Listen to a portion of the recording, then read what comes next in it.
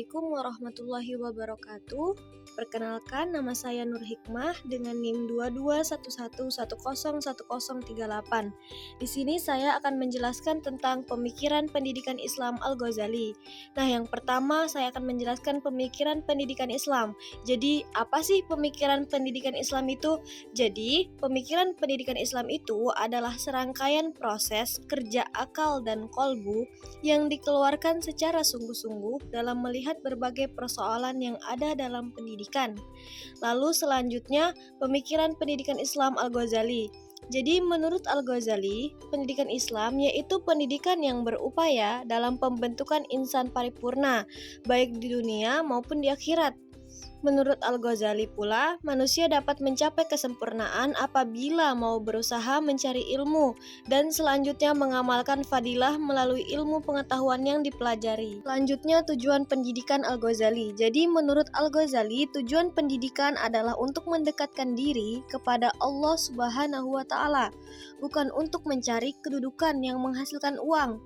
Karena jika tujuan pendidikan diarahkan bukan pada mendekatkan diri pada Allah Subhanahu wa Ta'ala, akan dapat menimbulkan kedengkian, kebencian, dan permusuhan.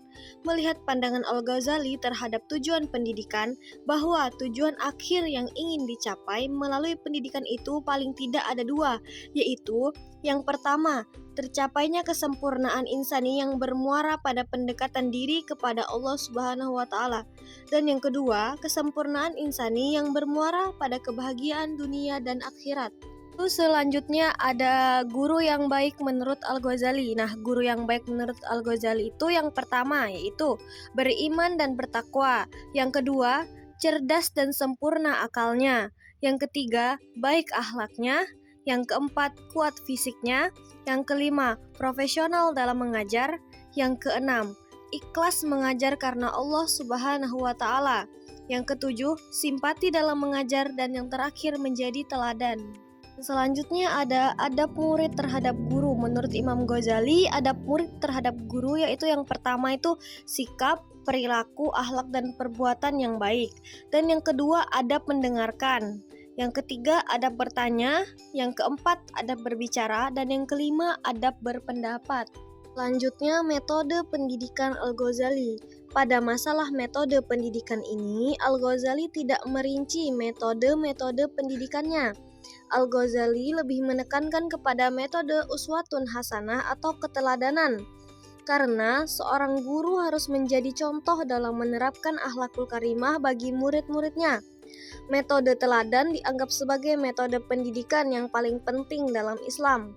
Hal itu karena Islam adalah satu agama dan agama tidak tersebar karena ketajaman pedang, tetapi karena keteladanan. Selanjutnya, karya-karya besar Al-Ghazali. Al-Ghazali adalah seorang ahli fikir Islam yang dalam ilmunya. Puluhan buku telah ditulisnya yang meliputi berbagai bidang ilmu pengetahuan, antara lain teologi Islam atau ilmu kalam, hukum Islam atau fikih, tasawuf, filsafat, akhlak, dan autobiografi. Sebagian besar karangannya itu ditulis dalam bahasa Arab dan Persia. Nah, kitab-kitabnya itu antara lain yang pertama, di bidang teologi ada kitab Al-Munqidh min Ad-Dalal. Yang kedua ada Al-Risalah Al-Qudsiyah dan ada kitab Al-Arba'in fi Usul Ad-Din. Dalam bidang tasawuf ada kitab Ihya Ulumuddin atau Kebangkitan Ilmu-Ilmu Agama. Yang kedua ada kitab Kimia As-Sa'adah, Kimia Kebahagiaan. Lalu yang ketiga ada Mishkah Al-Anwar. Selanjutnya dalam bidang filsafat ada kitab Maqasid Al-Falasifah dan ada Tahafut Al-Falasifah. Lalu dalam bidang fikih ada Al-Mustafa min Ilm Al-Usul. Lalu yang terakhir dalam bidang logika ada kitab Miyar Al-Il. Lalu ada Al-Qistas Al-Mustaqim dan ada Mihak Al-Nazar fi Al-Mantiq.